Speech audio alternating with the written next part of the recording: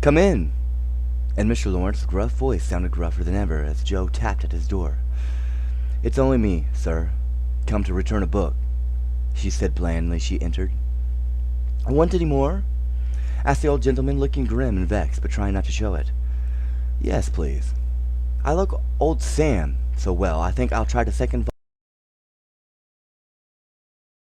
volume," returned Joe, hoping to appropriate him by accepting a second dose of Boswell Johnson, as he had recommended that lively work. The shaggy eyebrows unbent a little as he rolled the steps toward the shelf where the Johnsonian literature was placed. Joe skipped up and, sitting on the top step, affected to be searching for her book. But she was really wondering how best to introduce the dangerous object of her visit. Nay. Perry, no. Nay. Mr. Lawrence seemed to suspect that something was brewing in her mind, for after taking several brisk turns about the room, he faced round on her, speaking so abruptly that Rosalia's tumbled face downward on the floor. "Sam, get the... okay. When we were kids, Perry has put his face... Perry's the one with his arc." No. No, no, no, no, no, no, no. No, no, no, no, no, no, I assure you. What has the boy been about? Don't try to shield him. I know he has been in mischief by the way he acted when he came home. I can't get a word from him, and when I threatened to shake the truth out of him, he bolted upstairs and locked himself into the room. No, no, no, no, no. Shh. He did wrong, but we forgave him, no, and all promised not to say a word to anyone, began Joe reluctantly. That won't do. He shall not shelter himself behind a promise from you soft-hearted girls. If he's done anything amiss, he shall confess, beg pardon, and be punished. Out with it, Joe. I won't be kept in the dark. They're not being pardoned. Mr. Lawrence looked so alarming and spoke so sharply that Joe would have gladly run away if she could, but she was perched aloft on the steps, and he stood at the foot, a lion in the path, so she had to stay and brave it out. Indeed, sir, I cannot tell mother forbade it. Laurie has confessed, asked pardon, and been punished quite enough. We don't keep silence and shield him, but someone else, and it will make more trouble if you interfere. Please don't. It was partly my fault, but it's all right now. So let's forget it and talk about the Rambler or something pleasant. Is there a reason we're running away? I'm confused why we're chasing me down. What's the problem we're having here? While a thief owes money to one, another thief owes money to the other thief.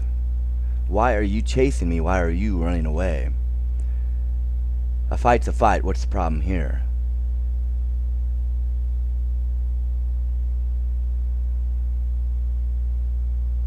I am justified in all my ways. I don't know what else you want from me. This answer is, that's what you're getting. Allow me to continue. Hang the Rambler. Come down and give me your word that this harum-scarum boy of mine hasn't done anything ungrateful or impertinent. If he has, after all your kindness to him, I'll thrash him with all my own hands.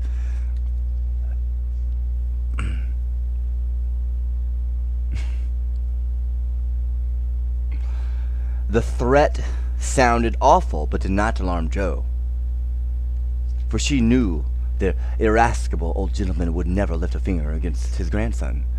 Whatever he might say to the contrary, she obediently descended, and made it as light of the prank as she could without betraying Meg or forgetting the truth.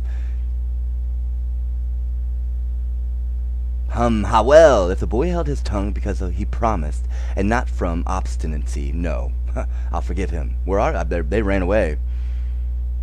They ran away, did they? He's a stubborn fellow and hard to manage, said Mr. Lawrence, rubbing off the hair till he looked as if he had been out in a gale, and smoothing the frown from his brow with an air of relief.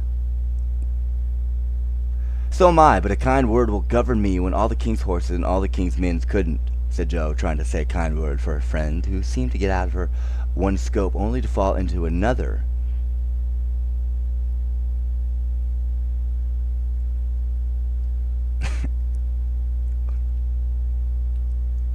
You think I'm not kind to him, then? Was the sharp answer. I'll stay out of that one.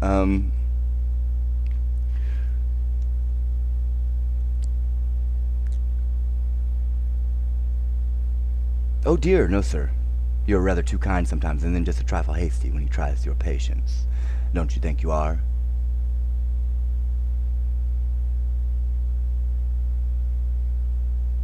Jo was determined to have it out now and tried to look quite placid, though she quaked a little after her bold speech. To her great relief and surprise, the old gentleman only threw his spectacles onto the table with a rattle and exclaimed, frankly, "You're right, girl, I am. I love the boy, but he tries my patience past bear, and I know how it will end if we can go on so. I'll tell you he'll run away." Jo was sorry for that speech the minute it was made. She meant to warn him that Laura would not bear much restraint and hoped he would be more forbearing with the lad.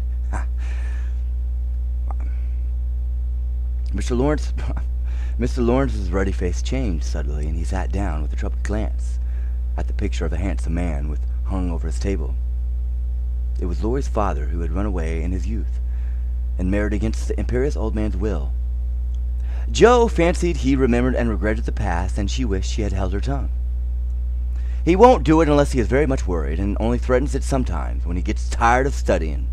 I often think I should like to, especially since my hair was cut, so if you ever miss us, you may advertise for 2 boys and look among the ships bound for India. She laughed as she spoke, and Mr. Lawrence looked relieved, evidently taking the whole as a joke. Be honest, I think is what it comes down to. The honesty is what it is. You hussy. How dare you talk in that way? Where's your respect for me and your proper bringing up? Bless the boys and girls, what torments they are, yet we can't do without them, he said, pinching her cheeks good-humoredly. Go and bring that boy down to his dinner. Tell him it's all right, and advise him not to put on tragedy airs with his grandfather. I won't bear it. He won't come, sir. He feels badly because you didn't believe him when he said he couldn't tell. I think the shaking hurt his feelings very much. You're whores. In the very deepest of it, you're whores with malice. You are whores with malice. That's the best I can explain to you. To space. They are whores with malice. Jo tried to look pathetic, but must have failed, for Mr. Lawrence began to laugh, and she knew the day was won. If it's a competition, I've won this battle. You're a whore. I'm sorry for that, and not to thank him for not shaking me, I suppose. What the dickens does a fellow expect? He should have followed. And the old gentleman looked a little trifle ashamed of his own testiness.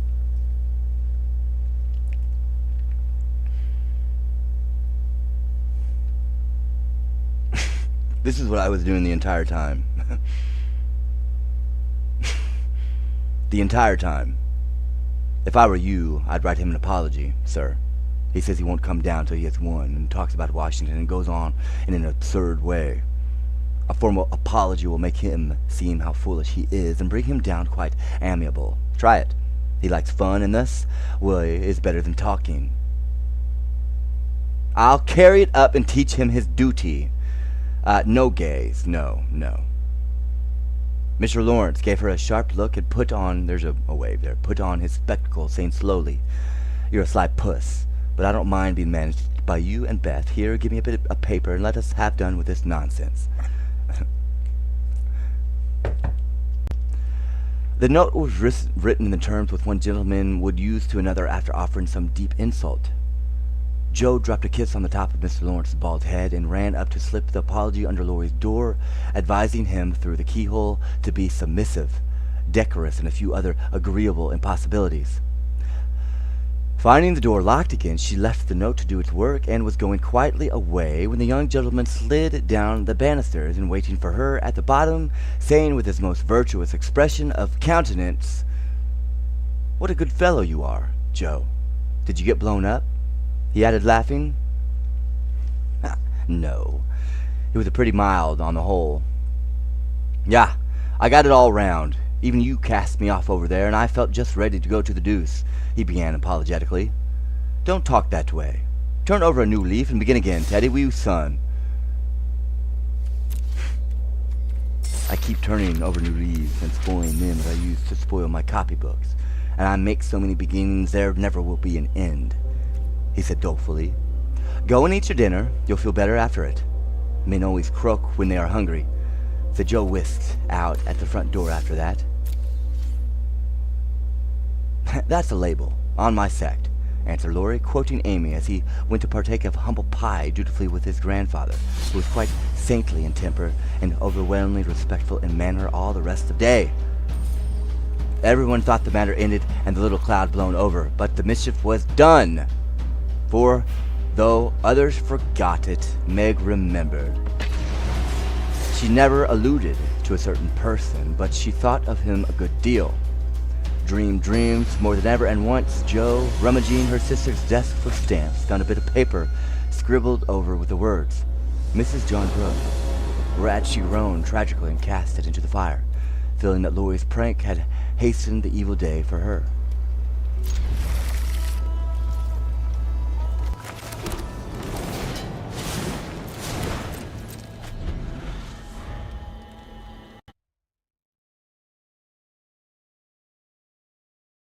All right, Little Women, Chapter 22, Pleasant Meadows. Like sunshine after a storm were the peaceful weeks which followed. The invalids improved rapidly, and Mr. March began to talk of returning early in the new year. Beth was soon able to lie on the study sofa all day and amusing herself with the well-beloved cat and in time of doll sewing, which had fallen sadly behindhand. Her once active limbs were so stiff and feeble that Joe took her for a daily airing about the house in her strong arms. Meg cheerfully blackened and burned her white hands, cooking delicate messes for the deer, while Amy, a loyal slave of the ring, celebrated her return by giving away as many of her treasures as she could prevail on her sisters to accept. As Christmas approached, the usual mysteries began to haunt the house, and Joe frequently convulsed the family by proposing utterly impossible or magnificently absurd ceremonies in honor of this unusually Merry Christmas. Laurie was equally impractical and would have had bonfires, skyrockets, and triumphal arches if he had had his own way. After many skirmishes and snubbings, the ambitious pair were considered effectually quenched and went about to the forlorn faces, which were rather bellied by explosions of laughter when the two got together. Several days of unusually mild weather quickly ushered in a splendid Christmas day. Hannah felt in her bones that it was going to be an unusually fine day, and she proved herself a true prophetess, for everybody and everything seemed bound to produce a grand success. To begin with, Mr. March wrote that he should soon be with them. Then Beth felt uncommonly well that morning, and being dressed in her mother's gift, a soft crimson merino wrapper, was borne in high triumph to the window to behold the offering of Joe and the Lord. The unquenchables had done their best to be worthy of the name, for like elves they had worked by night and conjured up a comical surprise. Out in the garden stood a stately snow maiden crowned with holly, bearing a basket of fruit and flowers in one hand, a great roll of music in the other, a perfect rainbow of an Afghan round her chilly shoulders, and a Christmas carol issuing from her lips on a pink paper streamer. The Jungfrau to Beth. God bless you, dear Queen, bless. May nothing you dismay, but health and peace and happiness be yours this Christmas day.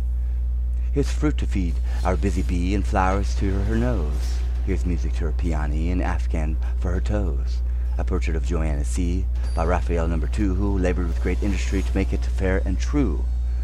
Except a ridden red, I beg for Madame Purr's tail, and ice cream made by lovely Peg, a Mont Blanc in a pail. Their dearest love my makers laid within my breast of snow, except it and the Alpine maid from Laurie and from Joe. How Beth laughed when she saw it, how Laurie ran up and down to bring up the gifts, and what ridiculous speeches Joe made as she presented them. I'm so full of happiness that if Father was only here I couldn't hold one drop more, said Beth, quite sighing with contentment as Joe carried her off to the study to rest after the excitement, and to refresh herself with some of the delicious grapes the Jungfrau had sent her. So am I, added Joe, slapping the pocket wherein reposed the long-desired Undine and Centrum. I'm sure I am, echoed Amy, poring over the engraved copy of Madonna and Child, which her mother had given her in a pretty frame. "Of course I am," cried Meg, smoothing the silvery folds of her first silk dress, for Mr. Lawrence had insisted on giving it. "How can I be otherwise?" said Mrs. March gratefully, as her eyes went from her husband's letters to Beth's smiling face, and her hand caressed the brooch made of gray and golden, chestnut and dark brown hair which the girls had just fastened on the breast. Now and then, in this workday world, things do happen in the delightful storybook fashion, and what a comfort it is. Half an hour after everyone had said that they were so happy they could only hold one drop more. The drop came. Laurie opened the parlor door and popped his head in very quietly. He might just as well have turned a somersault and uttered an Indian war whoop, for his face was so full of suppressed excitement and his voice so treacherously joyful that everyone jumped up, though he only said in a queer, breathless voice, "Here's another Christmas present for the March family."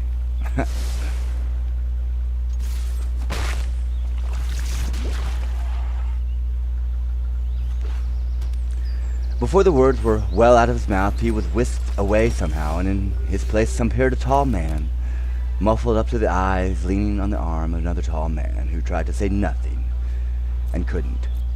Of course, there was a general stampede, and for several minutes everybody seemed to lose their wits, for the strangest things were done.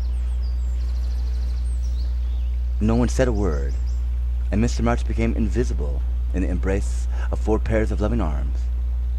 Joe disgraced herself by nearly fainting away and had to be doctored by Laurie in the china closet. Mr. Brooke kissed Meg entirely by mistake, as he somewhat incoherently explained, and Amy, the dignified, tumbled over a stool and never stopping to get up, hugged and cried over her father's boots in the most touching manner. Mrs. March was the first to recover herself and held up her hand with a warning, "Hush, remember Beth." But it was too late. The study door flew open. The little red wrapper appeared on the threshold. Joy put strength into the feeble limbs, and Beth ran straight into her father's arms. Never mind what happened just after that, for the full hearts overflowed, wash away the bitterness of the past, and leaving only the sweetness of the present. It was not at all romantic, but a hearty laugh set everybody straight again, for Hannah was discovered behind the door, sobbing over the fat turkey which she had forgotten to put down when she rushed up from the kitchen. As the laugh subsided, Mrs. March began to thank Mr. Brooke for his faithful care of her husband, at which Mr. Brooke suddenly remembered that Mr. March needed rest, and seizing Laura, he precipitately retired. Then the 2 invalids were ordered to repose, which they did by both sitting in one big chair and talking hard.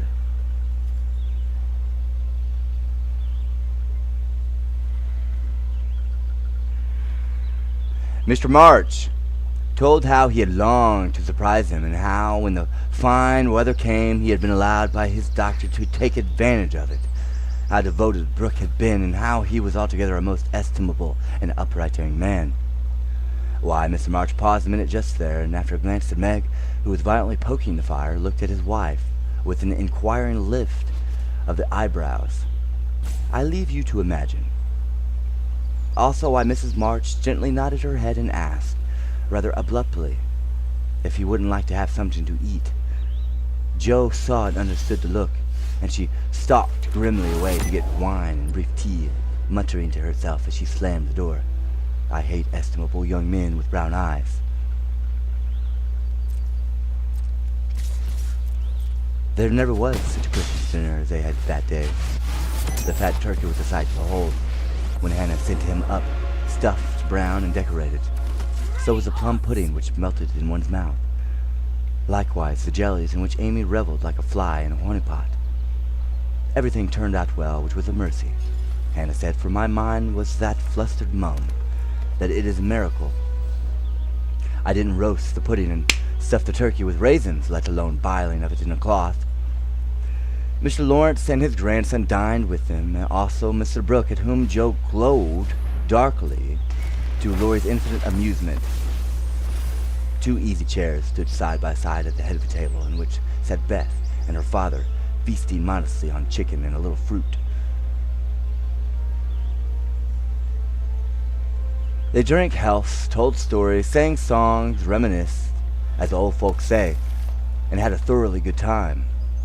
A sleigh ride had been planned, but the girls would not leave their father, so the guests departed early, and as twilight gathered and happy families sat together round the fire.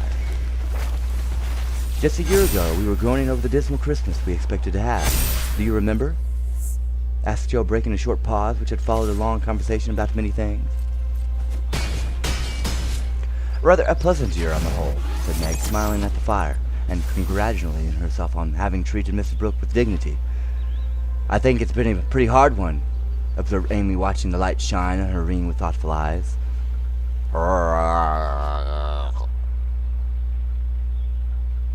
No, Rudy, no. No.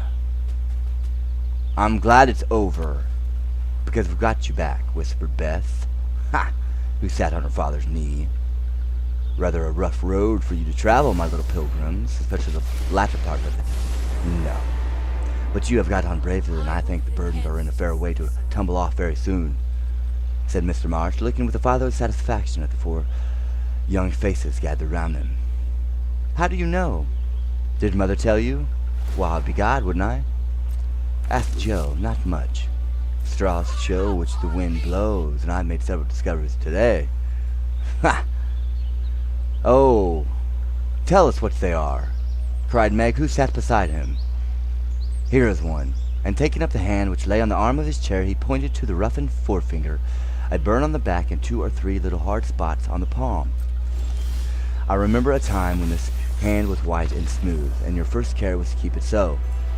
It was very pretty then, but to me it was much prettier now, for in these seeming blemishes I read a little history. A burnt offering has been made to vanity. This hardened palm has earned something better than blisters, and I'm sure the sewing done by these pricked fingers will last a long time. So much goodwill went to the stitches. Meg, my dear, I value the womanly skill which keeps home happy more than white hands or fashionable accomplishments. I'm proud to shake this good industrious little hand, and hope I shall not soon be asked to give it away. Cain and Abel. Hi, I'm God. If Meg had wanted a reward for hours of patient labor, she received it in the hearty pressure of her father's hand and the approving smile he gave her. What about Joe? Please say something nice, for she has tried so hard and been so very, very good to me, said Beth in her father's ear. She laughed and looked across at the tall girl, who sat opposite with an unusually mild expression in her brown face. In spite of the curly crop, I don't see the sun, Joe, whom I left a year ago, said Mr. March. I see a young lady who pins her collar straight, laces her boots neatly, and neither whistles, talks slang, nor lies on the rug as she used to do. Her face is rather thin and pale just now with watching and anxiety, but I like to look at it, for it has grown gentler. And her voice is lower. She doesn't bounce, but moves quietly and takes care of a certain little person in a motherly way which delights me. I rather miss my wild girl, but if I get strong, helpful, tender-hearted women in her place, I shall feel quite satisfied. I don't know whether the hearing sobered out black sheep, but I do know what in ill Washington I couldn't find anything beautiful enough to be bought with the $25 my good girl sent me. Joe's keen eyes were rather dim for a minute, and her thin face grew rosy in the firelight as she received her father's no, feeling that she did deserve a portion of it. Now, Beth, said Amy, longing for her turn, but ready to wait. Oh, no. Nay. There's so little of her, I'm afraid to say much, so for fear she will slip away altogether, though she is not so shy as she used to be, began their father cheerfully, but recollecting how nearly he had lost her, he held her close, saying tenderly with her cheek against his own, I've got you safe, my Beth, and I'll keep you so. Please God. No, get that Tesla, get the coil off the electric grid. You're using one of the coils on the grid. You have a shadow on it, is what I'm saying.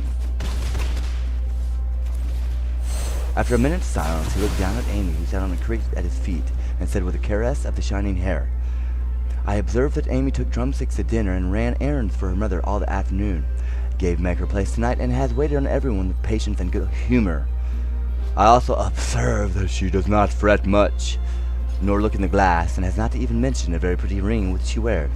So I conclude that she has learned to think of other people more and of herself less, and has decided to try and mold her character as carefully as she molds her little clay. Figures. I am glad of this, for though I should be very proud of the graceful statue made by her, I shall be infinitely prouder of a lovable daughter with a talent for making life beautiful to herself and others. "What are you thinking of, Beth?" asked Joe when Amy had thanked her father and told about her ring. "I read on Pilgrim's Progress today how after many troubles, Christian and hopeful came to a pleasant green meadow where lilies bloomed all year round, and there they rested happily as we do now, before they went on to their journey's end," answered Beth, adding as she slipped out of her father's arms and went to the instrument, "It's singing time now, and I want to be in my old place. I'll try to sing the song of the shepherd boy which the pilgrims heard. I made the music for father because he's liked the verses." So sitting at the dear little piano, Beth softly touched the keys, and in a sweet voice they had never thought to hear again, sang to her own accompaniment the quaint hymn which was a singularly fitting song for her. "He that is down near fear no fall, he that is low no pride, he that is humble ever shall have God to be his guide. I am content with what I have, little be it or much." Ah! You're being called out with the blueprint in every way. I'm asking but a little. That's a little odd to me. On top of that, let me get into the logic here, the details. Clayton Dale Smith. "And Lord, contentment still I crave, because thou savest such. Fullness to them a burden is that go on pilgrimage. Here little and hereafter bliss I best from age to age."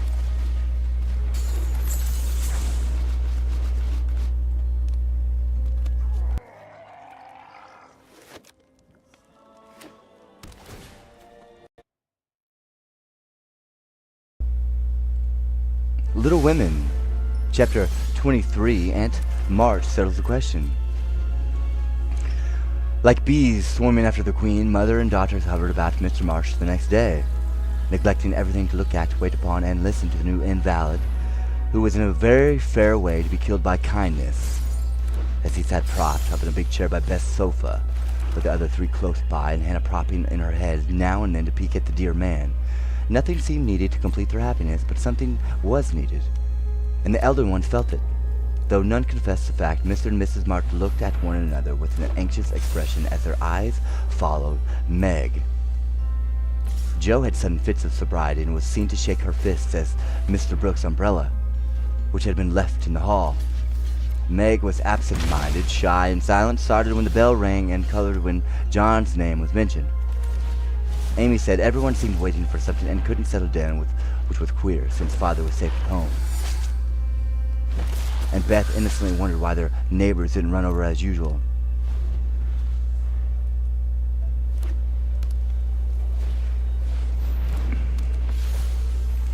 Laurie went by in the afternoon, and seeing Meg at the window seemed suddenly possessed with a melodramatic fit, for he fell down on one knee in the snow, beat his breast, tore his hair, and clasped his hands imploringly, as if begging some boon. And when Meg told him to behave himself and go away, he wrung imaginary tears out of his handkerchief, and staggered round the corner as if in utter despair. "What does the goose mean?"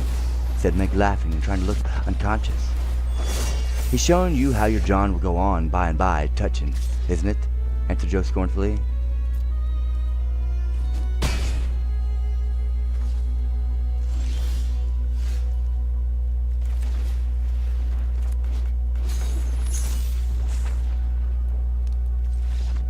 "Don't say my John isn't proper, true."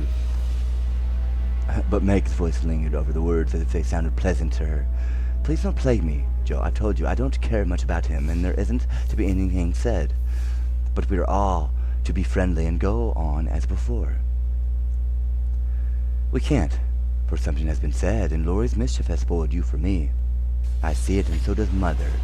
You're not like your old self a bit, and you seem ever so far away from me. I don't mean to plague you, and will bear it like a man, but I do wish it was all settled. I hate to wait, so if you mean ever to do it, make haste and have it over quickly, said Joe pettishly. I can't say anything till he speaks, and he won't, because Father said I won't, because Father said I was too young, began Meg, bending over her work with a queer little smile, which suggested that she did not quite agree with her father on that point. If he did speak, you wouldn't know what to say, but would cry or blush or let him have his own way, instead of giving a good, decided no.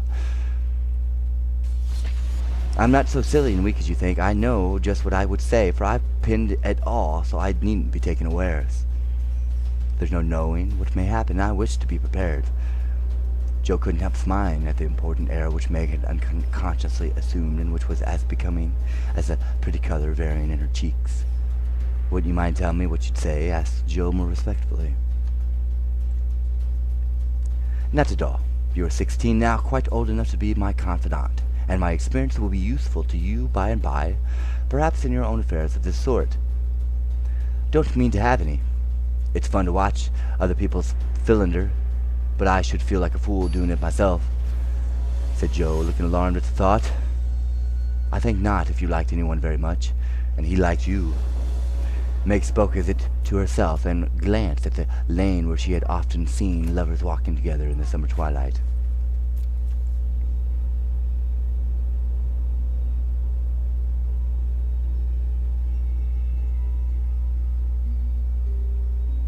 I thought you were going to tell your speech to that man, said Joe, rudely shortening her sister's revere. Oi, I should merely say, quite calmly and decidedly, thank you. Mr. Brooke, you are very kind, but I agree that with Father that I am too young to enter into my engagement at present. So please say no more, but let us be friends as we were. That's stiff and cool enough. I don't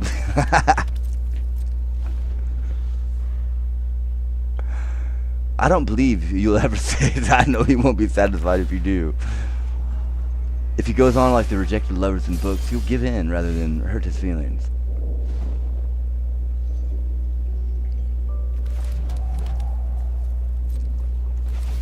No, I won't. I shall tell him I've made up my mind, and shall walk out of the room with my dignity.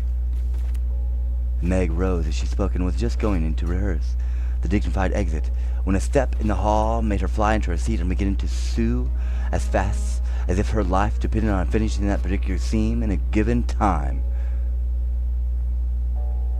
Joe smothered a laugh at the sudden change, and when someone gave a modest tap, opened the door with a grim aspect which was anything but hospitable. Good afternoon. I came to give my umbrella, that is to see how your father finds himself today, said Mr. Brooke, getting a trifle confused as his eyes went from one telltale face to the other. It's very well. He's in the rack. I'll get him, and tell it you are here.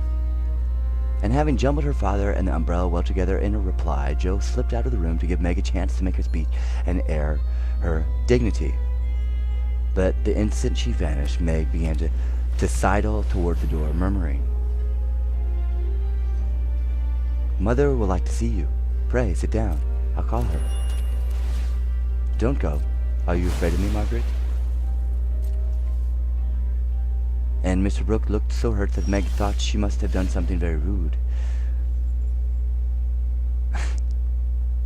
Okay. She blushed up to the little curls on her forehead, for he had never called her Margaret.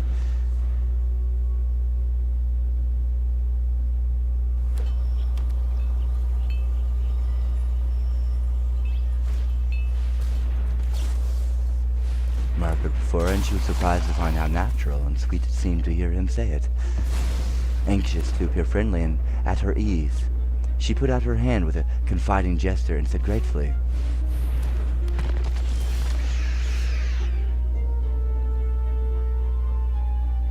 How can I be afraid when you have been so kind to Father? I only wish I could thank you for it. Shall I tell you how? Asked Mr. Brooke, holding the small hand fast in his own, and looking down at Meg with so much love in the brown eyes that her heart began to flutter. and she both longed to run away and to stop and listen.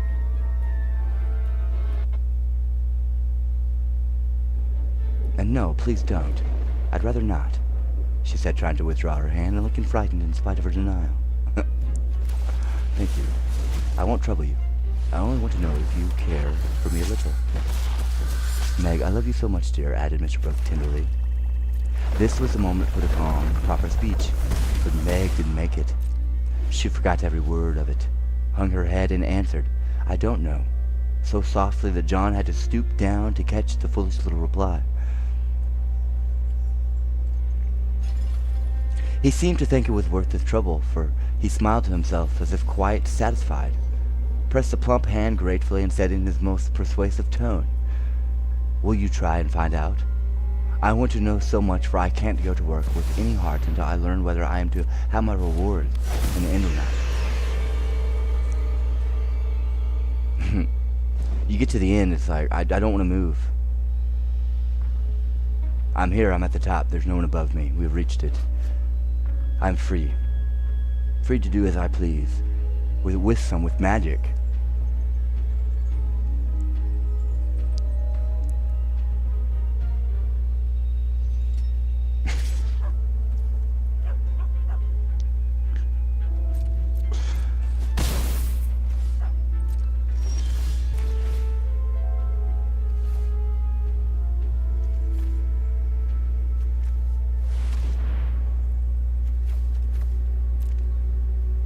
I don't want to move.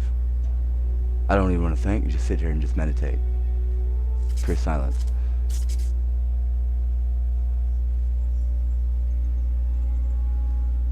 I'm too young, faltered Meg, wondering why she was so fluttered, yet rather enjoying it. I'll wait, and in the meantime you could be learning to like me. Would it be a very hard lesson, dear? Not if I chose to learn it, but please choose to learn. Meg, I love to teach, and this is easier than German. Broke in John, getting possession of the other hand so that she had no way of hiding her face as he bent to look into it. His tone was properly beseeching, but stealing a shy look at him. Meg saw that his eyes were merry as well as tender, and that he wore the satisfied smile of one who had no doubt of his success. This nettled her. Annie, Maffat's foolish lessons in coquetry came into her mind, and the love of power which sleeps in the bosoms of the best of little women woke up all of a sudden and took possession of her. She felt excited and strange, and not knowing what else to do, following a capricious impulse, and withdrawing her hands, and petulantly, "I don't choose. Please go away and let me be." Poor Brooke looked as if his lovely castle in the air was tumbling about his ears, for he had never seen Meg in such a good mood before, and it rather bewildered him. "Do you really mean that?" he asked anxiously, following her as she walked away. Yes, I do. I don't want to be worried about such things. Father says I needn't. It's too soon, and I'll rather not. If I've reached the top, I've cracked the code. If I've cracked the code, there's the laws of physics. If I've cracked the code, the laws of physics should set in here. I don't want to speak.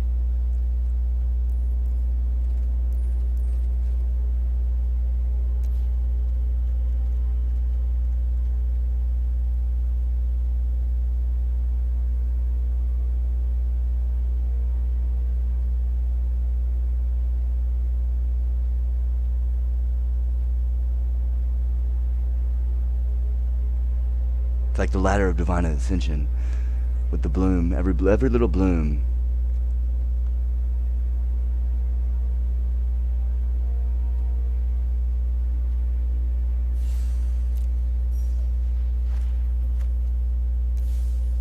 Kill everybody. Why would I do that? Certain people, there are definitely, and it is justified. It is justified, and you're in debt.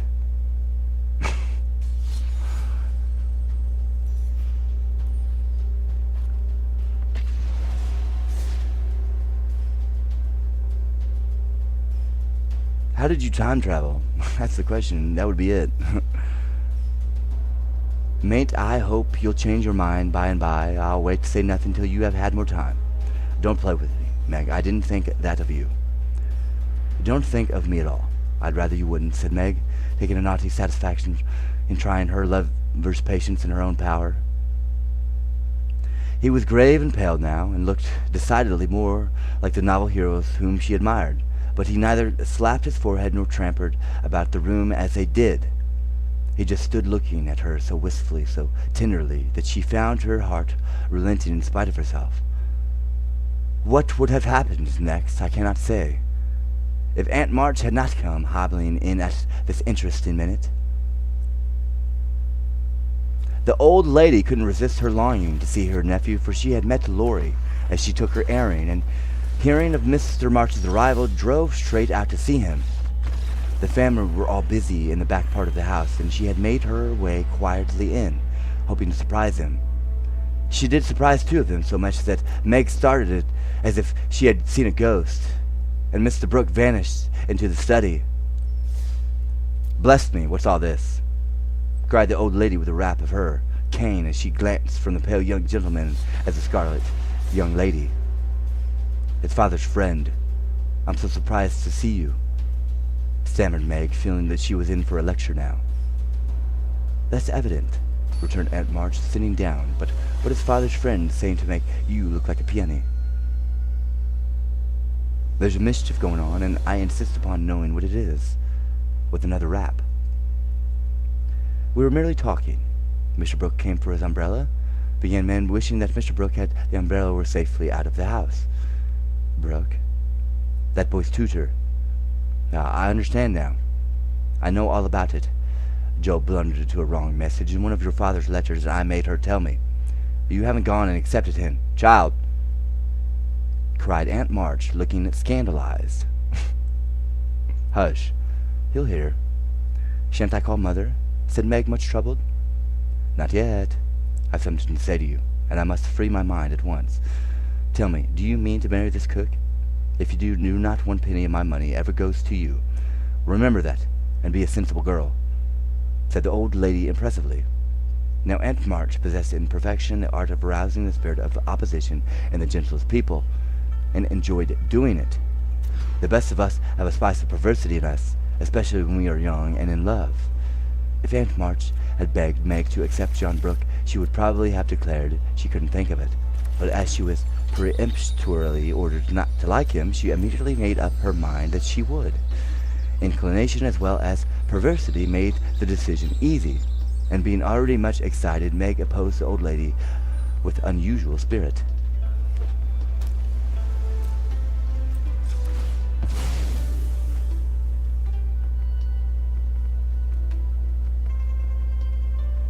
"I shall marry whom I please, Aunt March, and you can leave your money to anyone you like."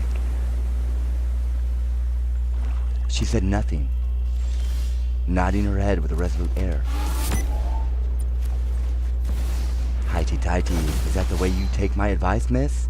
You'll be sorry for it by and by, when you've tried love in a cottage and found it a failure." "It can't be a worse one than some people find at big houses," retorted Meg. Aunt March put on her glasses and took a look at the girl, for she did not know her in this new mood. Meg hardly knew herself. She felt so brave and independent, so glad to defend John and assert her right to love him, if she liked. Aunt March saw that she had begun wrong, and after a little pause made a fresh start, saying as mildly as she could, "Now, Meg, my dear, be reasonable and take my advice. I mean it kindly, and don't want you to spoil your whole life by making a mistake by the beginning. You ought to marry well and help your family. It's your duty to make a rich match, and it ought to be impressed upon you." "Father and Mother don't think so. They like John enough he is poor. Your parents, my dear, have no more worldly wisdom than a pair of babies." "I'm glad of it," cried Meg stoutly. Aunt March took no notice, but went on with her lecture. "This Rook is poor and hasn't got any rich relations, has he?" "No, but he has many warm friends."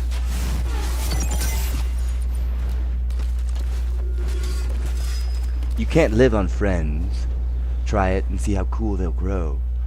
He hasn't any business, has he?" Not yet. Mr. Lawrence is going to help him. That won't last long. James Lawrence is a crotchery old fellow and not to be depended on, as you are a believer. So you intend to marry a man without money, position, or business and go on working harder than you do now, when you might be comfortable all your days by minding me and doing better. I can see you're looking to your left with your lizard eyes. I thought you had more sense, Meg. It's like that rock.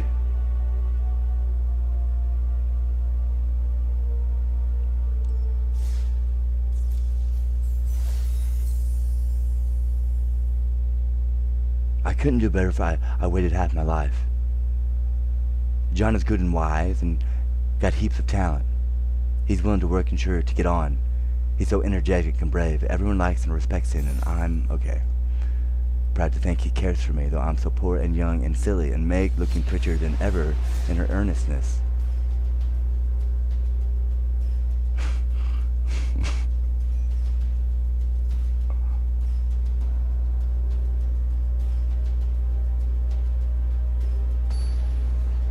He knows you have got a rich relations, child. There's a secret of his liking, I suspect. Aunt March, how dare you say such a thing? John is above such John is above such meanness, and I won't listen to you a minute if you talk so, cried Meg indignantly, forgetting everything but the injustice of the old lady's suspicions. My John wouldn't marry for money, any more than I would. We are willing to work, and we mean to wait. I'm not afraid of being poor, for I've been happy so far, and I know I shall be with him because he loves me, and I... Meg stopped there, remembering all of a sudden that she had made up her mind, that she had told her John to go away, and that he might be overhearing her inconsistent remarks. Aunt March was very angry, for she had set her heart on having her pretty niece make a fine match, and something in the girl's happy young face made the lonely old woman feel both sad and sour. Well, I washed my hands of the whole affair. You are a willful child, and you've lost more than you know by this piece of folly. No, I won't stop. I disappointed in you and haven't spirits to see your father now. Don't expect anything from me when you are married. Your Mr. Brooks' friends must take care of you. I'm done with you forever. And slamming the door in Meg's face, Aunt March drove off in high dudgeon. She seemed to take all the girl's courage with her, for when left alone, Meg stood for a moment and decided whether to laugh or cry before she could make up her mind. She was taken possession of by Mr. Brooks, who said all in one breath, I couldn't help hearing. Meg, thank you for defending me, and Aunt March for proving that you do care for me a little bit. I didn't know how much till she abused you, began Meg, and I needn't go away, but may stay and be happy. May I, dear? You may. Within reason. Here was another fine chance to make the crushing speech and the stately exit, but Meg never thought of doing either, and disgraced herself forever in Joe's eyes by meekly whispering, Yes, John, and hiding her face on Mr. Brooks' waistcoat. 15 minutes after Aunt March's departure, Joe came softly downstairs, paused an instant at the parlor door, and hearing no sound within, nodded and smiled with a satisfied expression, saying to herself, She has seen him away as we planned, and that affair is settled. I'll go and hear the fun and have a good laugh over it.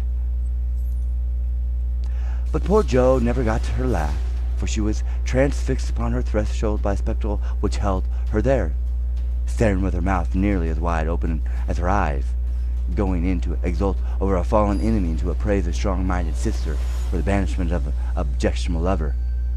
It certainly was a shock to behold the aforesaid enemy serenely sitting on the sofa with the strong-minded sister enthroned upon his knee and wearing an expression of the most abject submission. Joe gave a sort of gasp, as if a cold shower of death had suddenly fallen upon her. For such an unexpected turning of the tables actually took her breath away. At the odd sound, the lovers turned and saw her. Meg jumped up, looked both proud and shy, but that man, as Joe called him, actually laughed and said coolly as he kissed the astonished newcomer, "Sister Joe, congratulate us." That was adding insult to injury. It was altogether too much, and making some wild demonstration with her hands, Joe vanished without a word. Rushing upstairs, she startled with the invalid by exclaiming tragically as she burst into the room, "Oh, do somebody go down quick? John Brooke is actually dreadful, and Meg likes it." Mr. and Mrs. March left the room with speed, and casting himself upon the bed, Joe cried and scolding tempestuously as she told the awful news to Beth and Amy. The little girls, however, considered it a most agreeable and interesting event, and Joe got a little comfort from them as she went up to her refuge in the garret and confided her troubles to Rax. Nobody ever knew what went on in the parlor that afternoon, but a great deal of talking was done. And quiet, Mr. Brooke astonished his friends by the eloquence and spirit with which he pleaded his suit, told his plans, and persuaded them to arrange everything just as he wanted it. The tea bell rang before he had finished describing the paradise which he meant to earn for Meg, and he proudly took her into supper, both looking so happy that Joe hadn't the heart to be jealous or dismal. Amy was very much impressed by John's devotion, and Meg's dignity. Beth beamed at them from a distance, while Mr. and Mrs. March surveyed the young couple with such tender satisfaction that it was perfectly evident Aunt March was right in calling them as unworldly as a pair of babies. No one ate much, but everyone looked very happy, and the old room seemed to brighten up amazingly when the first romance of the family began there. "You can't say anything pleasant ever happened, now can you, Meg?" said Amy, trying to decide how she would group the lovers in a sketch she was planning to make. "No, I'm sure I can't. How much has happened since I said that?" "It seems a year ago," answered Meg, who was in a blissful dream, lifted far above such common things as bread and butter.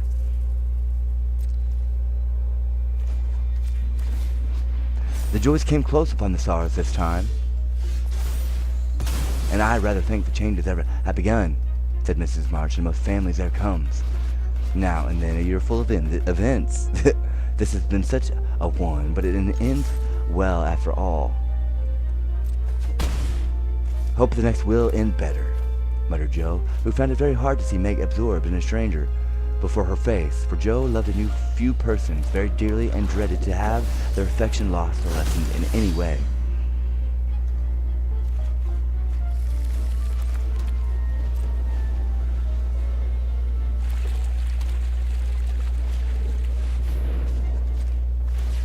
"I hope the third year from this will end bitter." "I mean it shall, if I live to work out my plans," said Mr. Brooke, smiling at Meg as if everything had become possible to him now. "Doesn't it seem very long to wait?" asked Amy, who was in a hurry for the wedding. "I've got so much to learn before I shall be ready, it seems a short time to me," answered Meg with a sweet gravity in her face never seen there before.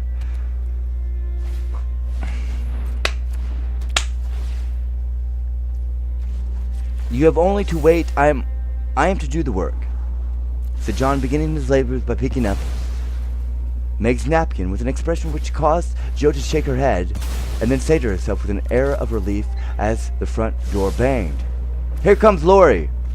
Now we shall have some sensible conversation." But Joe was mistaken, for Laurie came prancing in, overflowing with good spirits, bearing a great bridal-looking bouquet for Mrs. John Brooke, and evidently laboring under the delusion that the whole affair had been brought about by his excellent management. "I knew Brooke would have it all his own way. He always does. But when he makes up his mind to accomplish anything, it's done through thy skyfalls," said Laurie, when he had presented his offering and his congratulations. "Much obliged for that recommendation. I take it as a good omen for the future, and invite you to my wedding on the spot," answered Mr. Brooke, who felt at peace with all mankind, even his mischievous pupil. "I'll come if I'm at the ends of the earth, for the sight of Joe's face alone on that occasion would be worth a long journey." "You don't look festive, ma'am. What's the matter?" asked Laurie, following her into a corner of the parlor, whither all had adjourned to leave Mr. Lawrence. "I don't approve of the match, but I've made up my mind to bear it, and shall not say a word against it," said Joe solemnly. You can't know how hard it is for me to give up Meg. She continued with a little quiver in her voice. You don't give her up. You only go halves, said Laurie consolingly. It can never be the same again. I've lost my dearest friend, said Joe. You've got me, anyhow. I'm not good for much. I know, but I'll stand by you, Joe, all the days of my life. Upon my word, I will. And Laurie meant what he said. I know you will, and I'm ever so much obliged. You're always a great comfort to me, Teddy, returned Joe gratefully, shaking hands. Well, now don't be dismal. There's a good fellow. It's all right, you see. Meg is happy. Brooke will fly round and get settled immediately. Grandpa will attend to him, and it will be very jolly to see Meg in her own little house. We'll have capital times after she is gone, for I shall be through college before long, and then we'll go abroad on some nice trip or other. Wouldn't that console you? I'd rather think it would, but there's no knowing what may happen in 3 years, said Joe thoughtfully. That's true. Don't you wish you could take a look forward and see where we shall be then? I do, returned Laurie. I think not, for I might see something sad, and everything looks so happy now. I don't believe they could be much improved. And Joe's eyes went slowly round the room, brightening as they looked, for the prospect was a pleasant one. Father and Mother sat together, quietly reliving the first chapter of the romance which for them began some 20 years ago. Amy was drawing the lovers, who sat apart in a beautiful world of their own, the light of which touched their faces with a grace the little artist could not copy. Beth lay on her sofa, taking cheerily with her old friends, who held her little hand, as if he had felt that it possessed the power to lead him along the peaceful way she walked.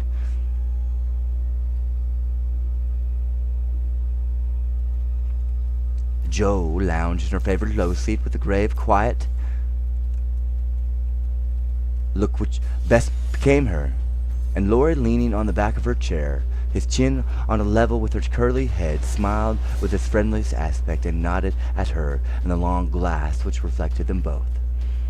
So grouped, the curtains falls open. Meg, Joe, Beth, and Amy, whether it ever rises again depends upon the reception given to the first act of the domestic drama, entitled Little Women.